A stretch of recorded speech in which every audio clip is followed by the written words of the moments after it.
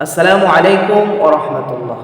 যারা অভাব অনটনে আছেন, রিজিকের পেরেশানিতে আছেন, পরিবারকে নিয়ে, আত্মীয় স্বজনকে নিয়ে চলা বড় কঠিন হয়ে দাঁড়িয়েছে, কোনোভাবেই জীবনে কোনো বরকত হচ্ছে না, চলতে কষ্ট হচ্ছে, তাদের জন্য আজকের এই ভিডিওটি। ছোট্ট একটি আমলের মাধ্যমে আল্লাহ তাআলা অভাব অনটন, রিজিকের সব রকমের পেরেশানি গায়বীভাবে আল্লাহ তাআলা দূর করে দেবেন ইনশাআল্লাহ। সম্মানিত দ্বীনী ভাই বোনেরা, বহু মানুষ এই আমলটি করেছেন, ফলাফল পেয়েছেন। আমরাও যদি বিশ্বাসের সাথে এই আমলটি করতে পারি, ইনশাআল্লাহ এই আমলটিকে জীবনের সঙ্গী হিসাবে গ্রহণ করতে পারি, ইনশাআল্লাহ আমাদেরকেও কোনো দিন অভাব অনটন, রিজিকের পেরেশানি, পরিবারকে নিয়ে চলার টেনশন কোনো কিছুই থাকবে না ইনশাআল্লাহ। সম্মানিত দ্বীনী ভাই বোনেরা, আমলটি একেবারেই সহজ একটি আমল। আমল করার নিয়ম হলো, আমরা প্রথমে উত্তম রূপে অজু করব। অজু করার পর 2 রাকাত নফল নামাজ আদায় করব। 2 রাকাত নফল নামাজের পর 11 বার দুরূদ শরীফ পড়ব।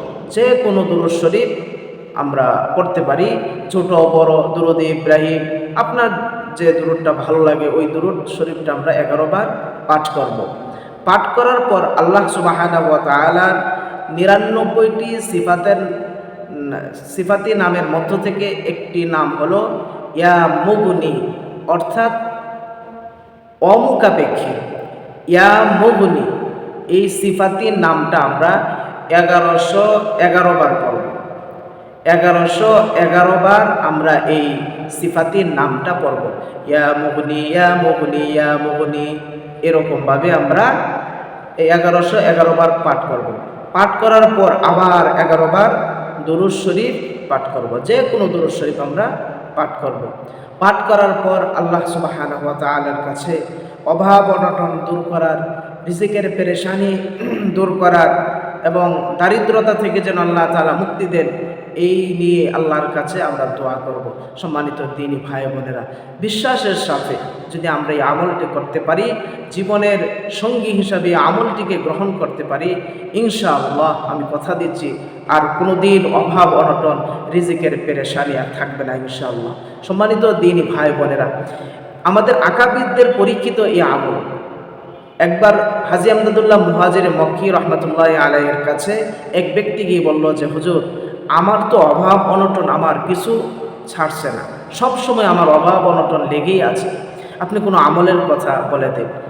তখন হাজী আমদাদুল্লাহ মুহাজিরে মক্কি রহমতুল্লাহ আলাই এই আমলটির কথা বলে দিলেন যে, তোমরা উত্তম রূপে অজু করবে, 11 বার দুরূদ শরীফ পাঠ করবে এবং আল্লাহ তাআলা সিফাতি যে নাম আছে ইয়া মুগনি 1111 বার পড়বে এবং শেষে 11 বার দুরূদ শরীফ পড়ে যদি আল্লাহর কাছে দোয়া করতে পারো, ইনশাআল্লাহ তোমার আর অভাব অনটন তোমাকে আর কোনো দিন ধরতে পারবে না, স্পর্শ করতে পারবে না।